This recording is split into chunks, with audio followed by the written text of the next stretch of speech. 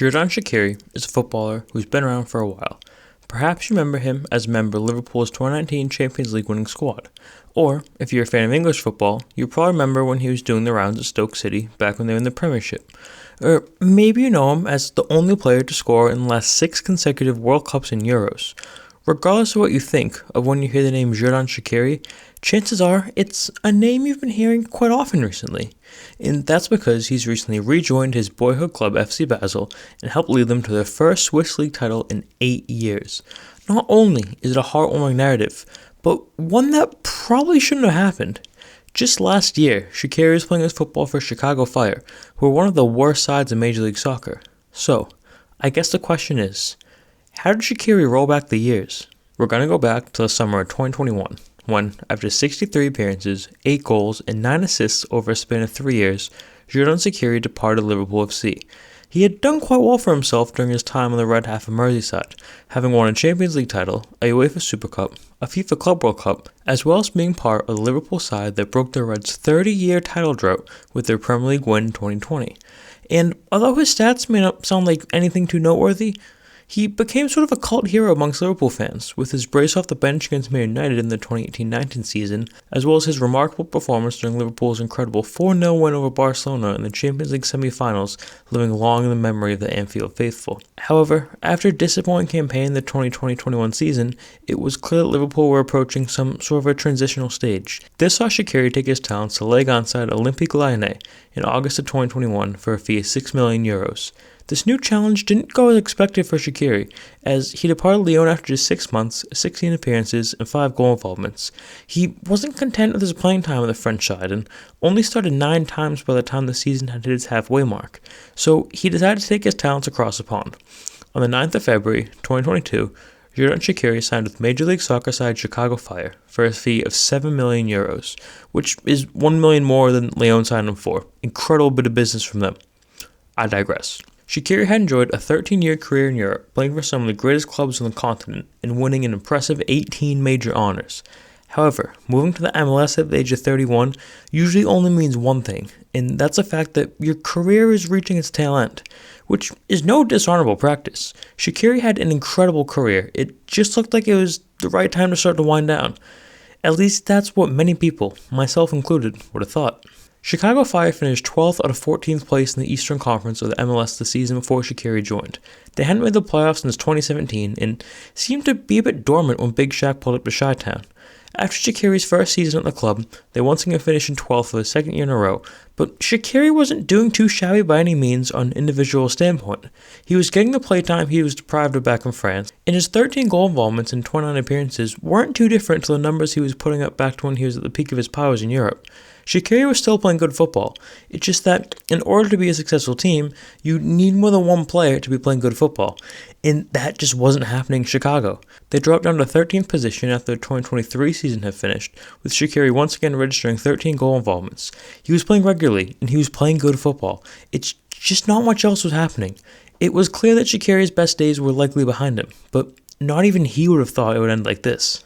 Fast forward to the summer of 2024, and Shaqiri is representing Switzerland, who were taking on Scotland in the group stage of Euro 2024. The game was crucial for both sides when it came to potentially qualifying for the round of 16, and Scott McTominay's 13th minute goal had put Scotland up 1-0. Shaqiri's response had come 13 minutes later, and it was quite a statement in itself. He put his left foot through the ball on the edge of the D, and it curled past Angus Gunn and right into the top left corner of the net.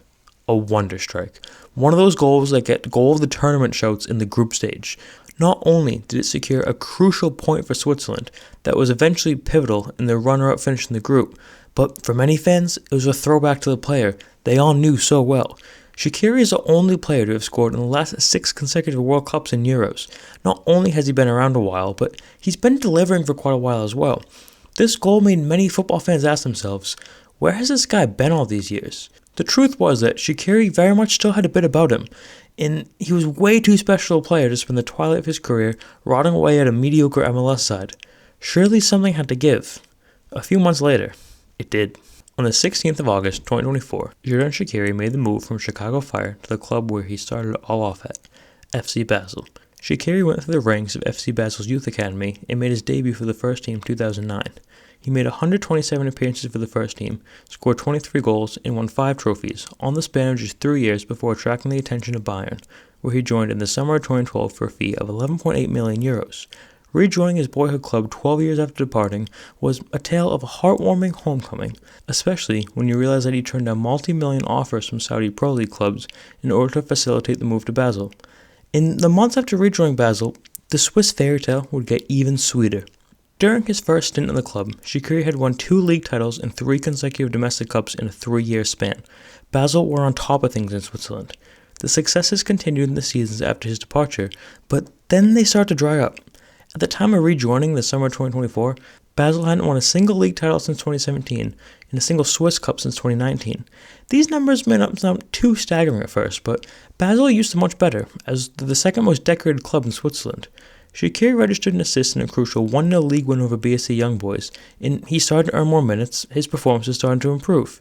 2 weeks later, and he bagged an astounding 2 goals and 3 assists during a 6-1 win over FC Winterthur, and he registered an assist in the next 3 games in the league. In late November, he got himself a hat-trick after scoring all 3 goals in a throw-in league win over FC Servette, and FC Basel were rolling. They lost just 1 league game out of 10 between the months of November and February, and Shaqiri was named captain of the club in January. Towards the business end of the season, Basel found themselves in the driving seat to close in on their first league title in 8 years. Shaqiri had 4 goal involvements to his name in back-to-back games, when he bagged a goal and 3 assists in league games against both Xherdan Shaqiri as well as title rivals Servette. And when it mattered most, Big Shaq stepped up. A decisive hat-trick during a 5-2 victory of FC Lugano saw FC Basel named league champions the very next day. 12 years after departing the club, Xherdan Shaqiri taking his beloved boyhood club, FC Basel, to the promised land. As of recording this video, there's still 1 game left in the Swiss Super League season. However, I have a feeling that Shaqiri's 18 goals and 20 assists won't be topped, an astounding 38 goal involvements in just 33 matches. So, how did this happen? My theory isn't a very scientific one, however, it is one that I believe to be the truth. And that, plain and simply, Shaqiri did it for the culture. This is a man that has scored in every major international tournament since 2014. A man that has been a clutch factor for some of the biggest clubs in Europe. My first memory of the man was when he scored an overhead kick for Liverpool against bitter rivals Man United during a preseason game in front of 107,000 people. Some people are just made for big moments, and Xherdan Shaqiri is one of them. Players go to the MLS because they want to be comfortable or because they want to be free of great expectations. Shaqiri isn't about that life. That goal against Scotland awakened a hunger in him, as well as the fans. We knew that he still had something to offer, and he must have known it as well. Going back to your boyhood club towards a twilight year career isn't the most unusual storyline in football, but having nearly 40 goal involvements and leading your side to the first league title in nearly a decade isn't something you hear about every day. He could have stayed in America, where he was making a decent earning for himself. He could have jumped ship to Saudi and made even more, but he didn't. He chose a club that first gave him a chance, and repaid them by getting them back to where they belong.